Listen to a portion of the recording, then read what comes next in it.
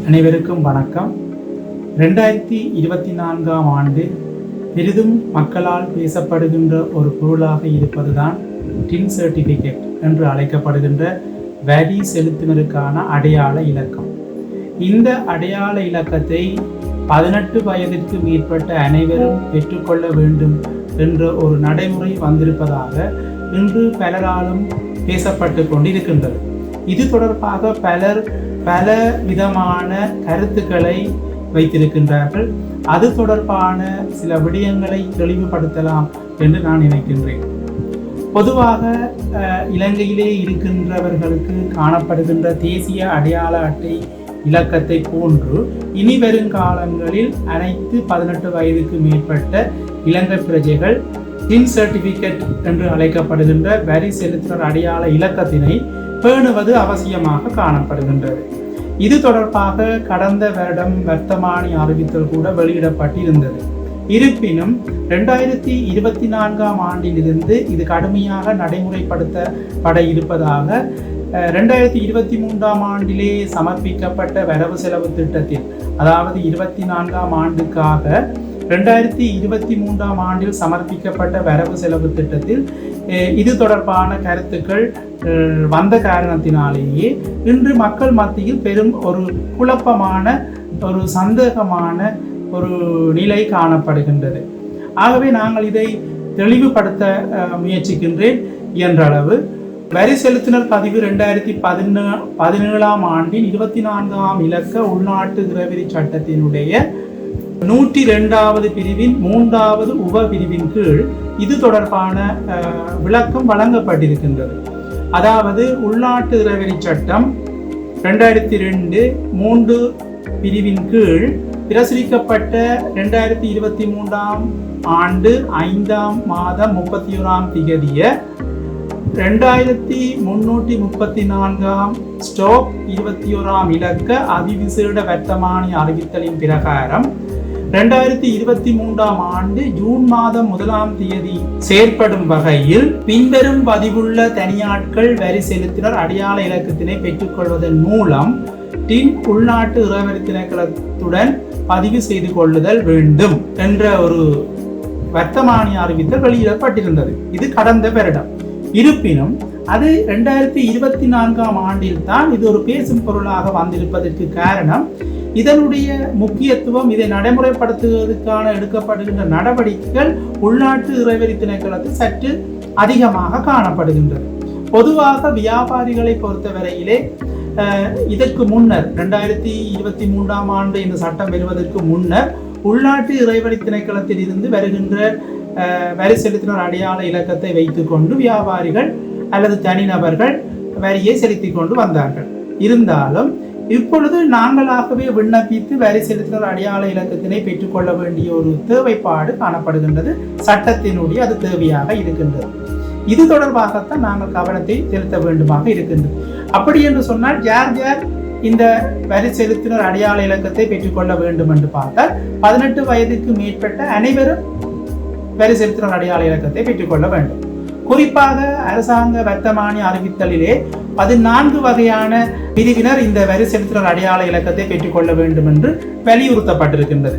அதை நாங்கள் பார்ப்போமாக இருந்தால், ஒன்று மருத்துவ கட்டளை சட்டத்தின் கீழ் நிறுவப்பட்ட இலங்கை மருத்துவ கழகத்தில் பதிவு செய்யப்பட்ட மருத்துவர்கள். இரண்டாவது 1959ஆம் ஆண்டின் 23ஆம் இலக்க சட்டத்தின் மூலம் நிறுவப்பட்ட இலங்கை பட்டய கணக்காளர் நிறுவனத்தின் உறுப்பினர்கள்.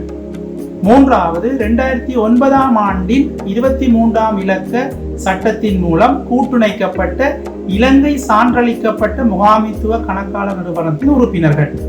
நான்காவது 1968ஆம் ஆண்டின் 17ஆம் இலக்க இலங்கை சட்டத்தின் மூலம் கூட்டுணைக்கப்பட்ட இலங்கை பொறியியலாளர் நிறுவனத்தின் உறுப்பினர்கள். ஐந்தாவது இலங்கை தொழில்துறை வங்கியாளர் சங்கத்தின் உறுப்பினர்கள்.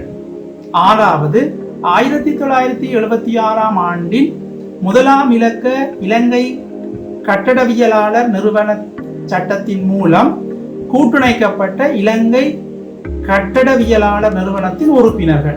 2007 ஆண்டின் 20ஆம் இலக்க சட்டத்தின் மூலம் கூட்டிணைக்கப்பட்ட இலங்கை கணிய அளவியலாளர் நிறுவனத்தின் உறுப்பினர்கள். இலங்கை உச்ச நீதிமன்றத்தில் பதிவு செய்யப்பட்ட வழக்கறிஞர்கள். பிரதேச செயலகங்களில் தமது தொழிலை பதிவு செய்துள்ள ஆட்கள். மோட்டார் போக்குவரத்து திணைக்களத்தில் தமது வாகனங்களை, முச்சக்கர வண்டிகள், மோட்டார் சைக்கிள்கள் மற்றும் டிராக்டர்கள் தவிர்ந்த பதிவு செய்த ஆட்கள்.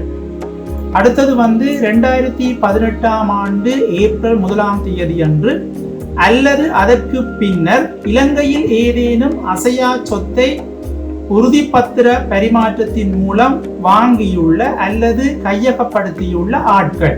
12வது ஏதேனும் ஊழியர் சேமலாப நிதியத்துக்கு தொழில் வழங்குனர் மற்றும் பணியாள் ஆகிய இரு சாராரிடமிருந்தும் மாதாந்த பங்களிப்பு தொகை 20,000 ரூபாவுக்கு மேற்பட்ட தொகையை கொண்டுள்ள ஊழியர்கள்.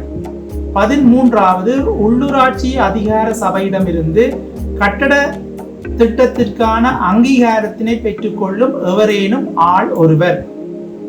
இறுதியாக இலங்கையில் ஏதேனும் சேவையை வழங்குவதற்காக மாதம் ஒன்றுக்கு 1,00,000 ரூபாய் அல்லது 12 மாத காலத்துக்கு 12 லட்சத்தை கொடுப்பனவை பெற்றுக்கொள்ளும் பிற எவரேனும் ஆள். இப்படி 14 வகையான நபர்கள் தங்களை உள்நாட்டு இறவரி திணைக்களத்தில் பதிவு செய்து கொள்ள வேண்டும். பதிவு செய்து கொள்வதன் மூலம் டின் சர்டிபிகேட் என்று அழைக்கப்படுகின்ற வரி செலுத்தினருக்கான அடையாள இலக்கத்தை பெற்றுக்கொள்ள வேண்டும் என்பது சட்டத்திலே குறிக்கப்பட்டிருக்கின்றது. இருப்பினும் இந்த வருடம் 2024ஆம் ஆண்டில் 18 வயதிற்கு மேற்பட்ட அனைவரும் டின் சர்டிபிகேட்டை எடுக்க வேண்டும் என்று பெரிதும் கதைக்கப்படுகின்றது. அப்படி என்று சொன்னால் அதற்கு என்ன முக்கியத்துவம் காணப்படுகின்றது? இனி வரும் காலங்களில் வங்கிகளில் கணக்கொன்று ஆரம்பிப்பதாக இருந்தாலோ அல்லது கடன் வசதிகளை பெற்றுக்கொள்வதாக இருந்தாலோ அல்லது நீங்கள் ஒரு புதிய வாகனம் ஒன்றை கொள்வனவு செய்கின்ற பொழுதோ தேசிய அடையாள அட்டை இலக்கம் நீங்கள் கொடுப்பது போன்று டின் சர்டிபிகேட் இலக்கத்தையும் வரி செலுத்தினர் அடையாள இலக்கத்தையும் வழங்க வேண்டிய ஒரு தேவைப்பாடு காணப்படுகின்றது. அவ்வாறு இருக்கின்ற பொழுது நாங்கள் இனி இலங்கையிலே எப்படியான ஒரு சேவையை பெற்றுக்கொள்ள வேண்டுமாக இருந்தாலும் டின் சர்டிபிகேட் காணப்பட வேண்டும் என்பது இந்த சட்டத்தின் மூலம் எங்களுக்கு தெளிவாகின்றது. ஆகவே வியாபாரிகள் இதுவரை வியாபாரம் செய்பவர்கள் மட்டும்தான் இவ்வாறான டின் சர்டிபிகேட்டை இதுவரை வைத்திருந்தார்கள். இனி இலங்கை பிரஜைகள் அனைவரும், அதாவது 18 வயதுக்கு மேற்பட்ட இலங்கை பிரஜைகள் அனைவரும் இந்த டின் இலக்கத்தை, taxpayer identification number, வரி செலுத்தினருக்கான அடையாள இலக்கத்தினை பெற்றுக்கொள்வது அவசியமாகவே காணப்படுகின்றது. பொதுவாக ஒரு தேசிய அடையாள அட்டைக்கு ஒரு டின் சர்டிபிகேட் மட்டுமே காணப்படும். இதை நாங்கள் தெளிவாக புரிந்து கொள்ள வேண்டும். தனி வியாபாரி ஒருவர் தன்னுடைய வியாபாரத்தினை பிரதேச செயலகத்தில் பதிவு செய்வதன் மூலம் பிசினஸ் ரெஜிஸ்ட்ரேஷனை பெற்றிருந்தால் அவருக்கு காணப்படுகின்ற டின் நம்பர் ஒன்றுதான், அதாவது அவருக்கும் ஒன்றுதான், அந்த வியாபாரத்துக்கும் ஒன்றுதான். இதில் நாங்கள் குழப்பம் அடைய தேவையில்லை. வியாபாரத்துக்கு ஒரு டின் சர்டிபிகேட் எடுக்க வேண்டும், தனிநபருக்கு ஒரு டின் சர்டிபிகேட் எடுக்க வேண்டும் என்ற குழப்பம் பெற தேவையில்லை. ஆகவே இதில் நீங்கள் தெளிவாக இருக்க வேண்டும். மற்ற இன்னொரு விடயம் இங்கு குறிப்பிடப்படுகின்றது. இந்த டின் சர்டிபிகேட்டை நாங்கள் வரி செலுத்தினருக்கான அடையாள அட்டை இலக்கத்தினை பெற்றுக்கொள்ளாத பட்சத்தில் தண்டப்பணம் அறவிடப்படும் என்ற ஒரு விடயமும் இங்கு குறிப்பிடப்பட்டிருக்கின்றது. 50,000 ரூபாய் வரையிலான தண்டப்பணம் விதிக்கப்படலாம் என்று இந்த சட்டத்திலே குறிப்பிடப்பட்டிருக்கின்றது. ஆகவே இது தொடர்பில் நாங்கள் கூடிய கவனம் செலுத்த வேண்டியுள்ளது. மேலும் இது தொடர்பான புதிய விடயங்கள் காலத்துக்கு காலம் உள்நாட்டு இறவரி திணைக்களத்தில் வெளியிடப்படுகின்ற போது அது தொடர்பான மேலதிக விளக்கங்களையும் நடைமுறைகளையும் இனி வருகின்ற காலங்களில் வெளியிட முயற்சிக்கின்றேன். நன்றி, வணக்கம்.